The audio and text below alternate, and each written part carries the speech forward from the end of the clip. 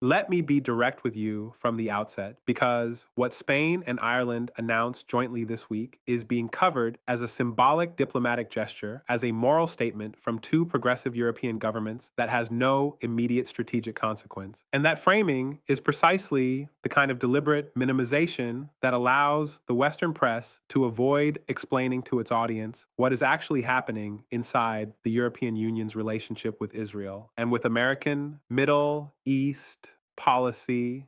What Spain and Ireland have done is not a symbolic gesture. The formal recognition of a Palestinian army, not a Palestinian state, which dozens of countries have done, but a Palestinian military force with legitimate institutional standing, is a qualitatively different act with specific legal, diplomatic, and strategic implications that go far beyond what recognition of a state triggers. I am going to walk you through exactly what those implications are, why two European Union member states chose this specific action at this specific moment, and what it signals about fractures within the European Union's position on Israel that have been building for 2 years and are now becoming impossible to manage through the diplomatic ambiguity that Brussels has been relying on. In the next 18 minutes, I am going to cover three things the mainstream media is not connecting.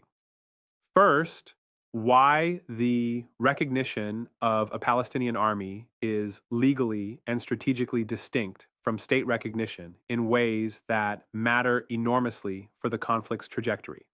Second, why Spain and Ireland specifically, and what the domestic political conditions in those two countries reveal about the broader European political environment. And third, what this announcement means for European Union cohesion on Middle East policy, for the EU's relationship with the United States, and for the diplomatic isolation of Israel that has been accumulating across multiple institutions simultaneously. Subscribe now, because what we are watching is the early stage of a European foreign policy realignment that will define the continent's relationship with the Middle East for a generation. Let us start with the foundational legal question because it is the one that makes this announcement categorically different from other forms of Palestinian recognition. When a state recognizes another state, it acknowledges a political entity with the attributes of statehood, territory, population, government, and the capacity to enter into international relations. Dozens of countries recognize Palestinian statehood, and Israel and the United States have spent years managing the diplomatic significance of that recognition by pointing out that recognition without enforcement mechanisms does not change facts on the ground. That argument is available to them because state recognition by itself does not create specific legal obligations or specific legal rights for the recognized entity in the context of armed conflict. Recognition of a military force is different. Under international humanitarian law, specifically the Geneva Conventions and their additional protocols, the distinction between lawful and unlawful combatants depends on whether a fighting force belongs to a party to the conflict that meets specific criteria, a responsible command structure, a fixed distinctive sign recognizable at a distance, carrying arms openly, and conducting operations in accordance with the laws and customs of war. Formal state recognition of a Palestinian military force as a legitimate armed force of a recognized belligerent party changes the legal framework within which that force's actions are evaluated under international law. It changes what weapons can be legally provided to that force, what training can be legally offered, and how the actions of that force are characterized in international legal proceedings. This is not symbolic. It has operational and legal consequences that are specific and significant. Subscribe if you are watching this and realizing you are not getting this level of analysis anywhere else. Now, let us talk about why Spain and Ireland and what this reveals about the European political landscape. Announcement number one. The domestic political conditions in Spain and Ireland that made this announcement both possible and necessary. And this one matters more than the specific diplomatic action because it reveals that the governments of both countries assessed that the domestic political cost of not acting had become higher than the diplomatic cost of acting. Spain, under the current coalition government led by Pedro Sanchez, has been navigating a complex domestic political environment in which the junior coalition partners, Sumar on the left, and several regional parties, including those with roots in Basque and Catalan nationalist traditions, have been applying sustained pressure for stronger action on Palestine for the better part of 18 months. The specific trigger for the timing of this announcement, according to multiple Spanish political correspondents cited by El País and El Mundo, was the internal coalition negotiation over the government's budget package, in which the junior partners made explicit linkage between budget support and a demonstrable foreign policy action on Palestine. Sanchez's government chose the Palestinian Army recognition as the specific action because it is irreversible in a way that symbolic statements are not, because it carries legal weight that cannot be easily dismissed as theater, and because it positions Spain as leading a European initiative rather than simply following a humanitarian impulse. In Ireland, the political dynamics are different, but the outcome is similar. The Irish government operates within a parliamentary culture in which the historical resonance of colonial occupation and the struggle for national self-determination are not abstract concepts, but lived political inheritance. Public support in Ireland for Palestinian statehood and for stronger European action on Gaza has been among the highest of any EU member state throughout the current conflict period. The government's decision to join Spain in the recognition of a Palestinian military force reflects an assessment that the domestic political cost of continued restraint had become prohibitive. Received. That is announcement number 1. Announcement number 2.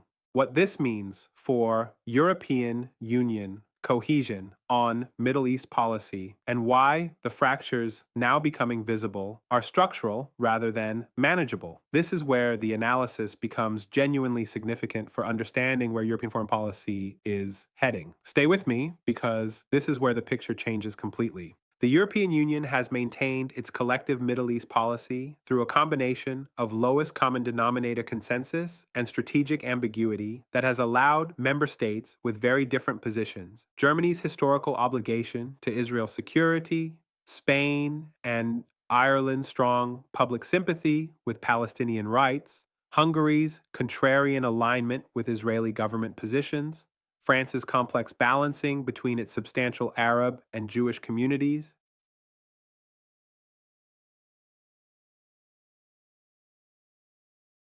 to remain within a single institutional framework without forcing explicit choices. The mechanism that has made this possible is the EU's insistence that all major foreign policy positions require unanimity, which means any single member state can block a collective EU action. This mechanism has meant that the EU has been able to express humanitarian concern, condemn civilian casualties, and call for diplomatic solutions without ever having to take the specific, legally consequential actions that would force a genuine reckoning with its member states' divided interests. Spain and Ireland's joint announcement breaks this mechanism in a specific way. By acting bilaterally rather than through EU institutions, they have demonstrated that member states can take the legally significant actions that EU unanimity blocks without waiting for Brussels consensus. This is not unprecedented. Member states regularly act individually on foreign policy matters that the EU cannot collectively address.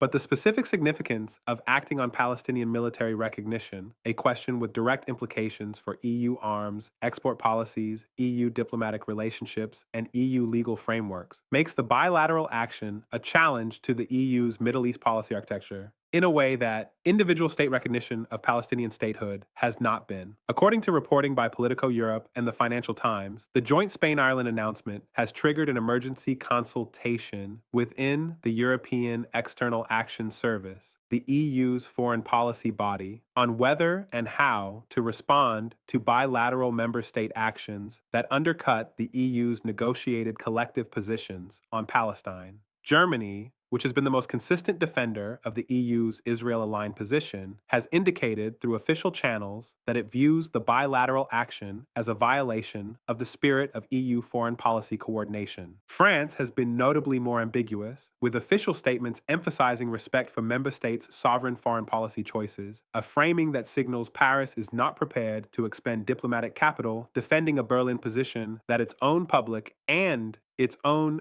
diplomatic corps increasingly view as unsustainable. Received. That is announcement number 2. Announcement number 3. And this is the connection nobody in the mainstream media is making correctly. The Spain-Ireland announcement is not the cause of the EU fracture on Israel policy. It is the symptom of a fracture that has been developing for 2 years, and it is the catalyst that will accelerate that fracture beyond the point where it can be managed through institutional ambiguity. The European Union's collective Middle East policy has rested on three assumptions since the Oslo period. First, that the two-state solution is the framework within which the conflict will eventually be resolved, and that EU support for that framework is the appropriate diplomatic position. Second, that Israel, as a democratic ally with deep trade, research, and security relationships with EU member states, deserves a presumption of good faith in its security operations, even when those operations produce civilian casualties. Third, that European diplomatic credibility requires maintaining a coherent, collective position rather than fracturing into competing bilateral relationships. Each of these three assumptions has been under pressure for years. The events of the past 2 years have not created that pressure, but they have intensified it to the point where it can no longer be contained within the EU's institutional framework. The first assumption, the two-state solution framework, has been functionally abandoned by Israeli governments that have explicitly and publicly stated their opposition to Palestinian statehood. The second assumption, the presumption of good faith, has been challenged by the International Court of Justice, ruling by the International Criminal Court arrest warrants for Israeli officials, and by a sustained documentary record from UN agencies, international NGOs, and journalists that has made the presumption of good faith politically untenable for governments that need to defend it to their own populations. The third assumption, the value of collective coherence, is under challenge from the specific bilateral action that Spain and Ireland have taken, which demonstrates that acting outside the collective framework is not only possible, but politically rewarding for the governments that do it. Now let us talk about what the mainstream media is missing in its coverage of this fracture. The story being told is about two progressive governments breaking ranks on an emotional issue. The subtext of this framing is that the Spain-Ireland action is driven by sentiment rather than strategy, and that the EU's Israel policy is the serious, strategically coherent position being challenged by well-meaning but strategically naive activists in government. This framing inverts the actual strategic reality.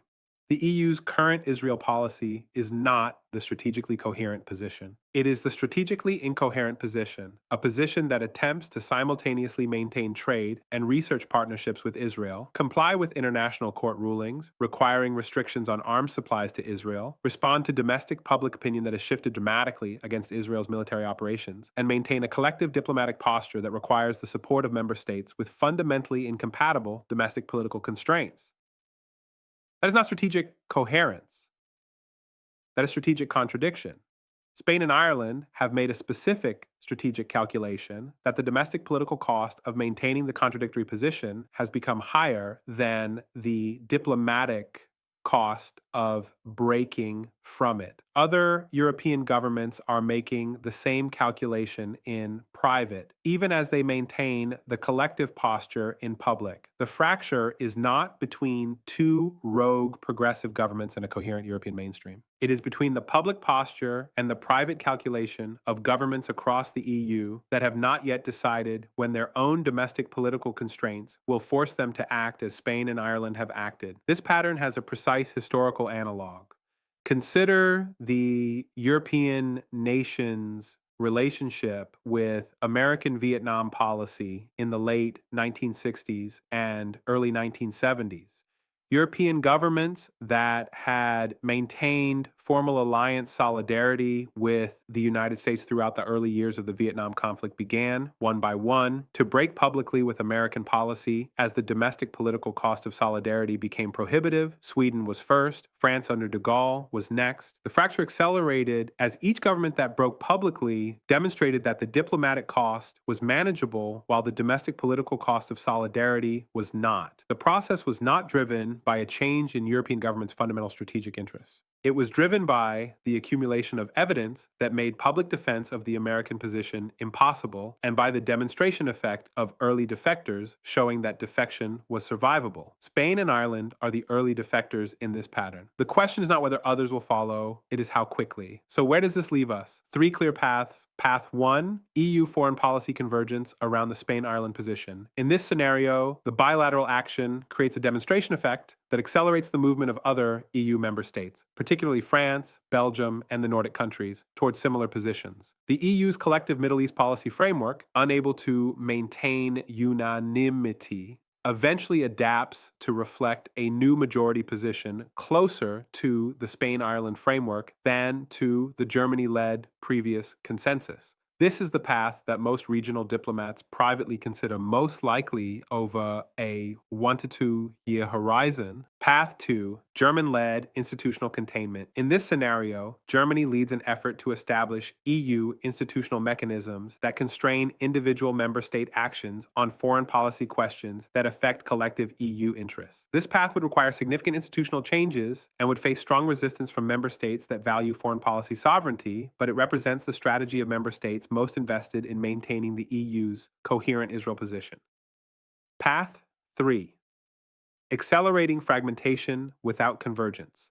In this scenario, multiple EU member states take bilaterally divergent foreign policy positions on Palestine and Israel without those positions converging into a new collective framework. The result is a situation in which the EU as an institution has no effective Middle East policy because its member states have different and incompatible positions that cannot be reconciled within the unanimity framework. This is the path most damaging to the EU's collective foreign policy credibility, and it is the path that the Spain-Ireland announcement has made more rather than less likely in the short term. Tell me in the comments what you think the next domino in Europe looks like.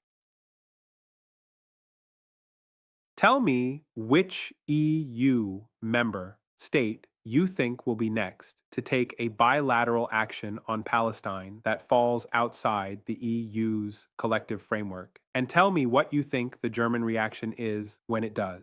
We will be watching Brussels, Madrid, Dublin, and Berlin. That is what this channel does. Subscribe now, share this analysis, turn on notifications, and we will see you in the next video. Let me add one more layer to this analysis that I think is essential for understanding the full significance of what Spain and Ireland have done. The recognition of a Palestinian military force has immediate and specific implications for European arms exports, and those implications connect directly to ongoing legal proceedings in multiple European jurisdictions that have been working their way through national and supranational court systems for the past 18 months. Several European states have faced domestic legal challenges to their arms export licenses for Israel based on the argument that exporting weapons to a party engaged in operations that international law characterizes as disproportionate or indiscriminate violates the legal obligations those states have undertaken through arms export control legislation and through their obligations under the Geneva Conventions. In the Netherlands, a court ruling ordered the suspension of Dutch exports of F-35 components to Israel. In Belgium, similar legal proceedings have been ongoing. The Spain-Ireland bilateral recognition of a Palestinian military force adds a new dimension to these legal proceedings. If Spain and Ireland have formally recognized a Palestinian military force as a legitimate belligerent party, then the legal framework governing arms transfers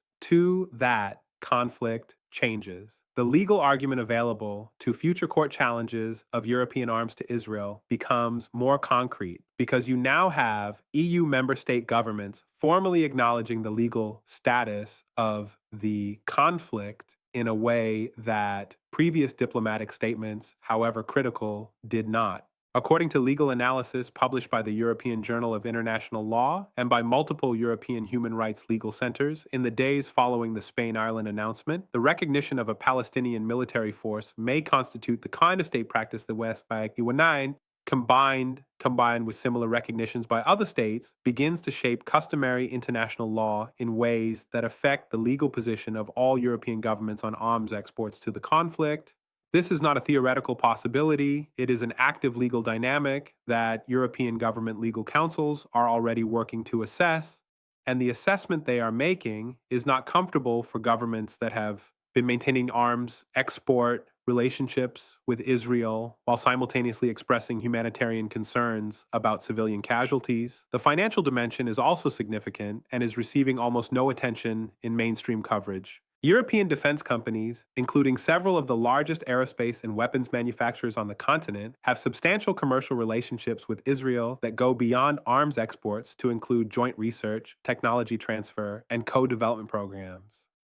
The legal uncertainty created by the Spain-Ireland recognition of a Palestinian military force, combined with the ongoing court proceedings in multiple European jurisdictions, creates a risk environment for those commercial relationships that companies and their investors are beginning to price. According to analysis from European defense sector financial analysts cited by Bloomberg and the Financial Times, the legal risk assessment for European defense company exposure to Israeli commercial relationships has changed materially in the past 6 months, and the Spain Ireland announcement has accelerated that reassessment. This is not primarily a moral story, it is a financial story. And financial stories, when they involve large enough commercial interests, eventually produce political responses that are more durable than moral statements because they are backed by material interests. The questions I want you to carry from this analysis is the European Union's collective foreign policy on Israel now effectively dead? And if so, what replaces it? Do you think the financial and legal consequences of the Spain Ireland recognition will prove more significant than the diplomatic consequences in shaping other European governments' decisions? And what do you think happens to the EU-Israel trade and research agreements that have been the material foundation of the bilateral relationship as this political environment continues to change? Tell me what you think in the comments. Subscribe now, share this analysis with everyone in your network trying to understand European politics and Middle East policy. Turn on notifications, and we will see you in the next video. And I want to be direct about something else because I think the most important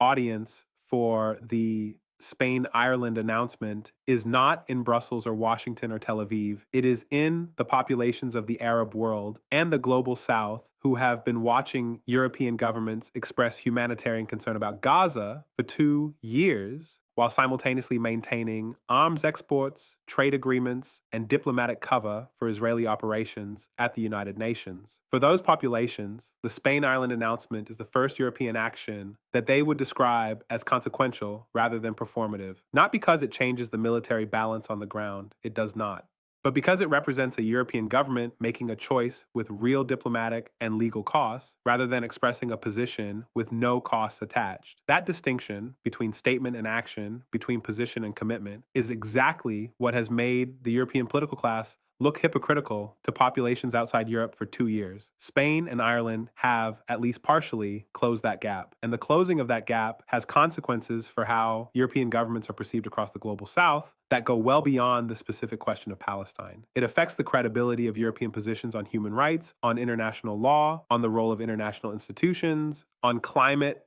governance, and on every other issue where European governments seek to be regarded as principled actors rather than strategic ones. Credibility is not divisible. You cannot maintain it on some questions by sacrificing it on others. What Spain and Ireland have done is invest in their credibility at a cost. What other European governments choose to do in response will determine whether that investment is vindicated or isolated.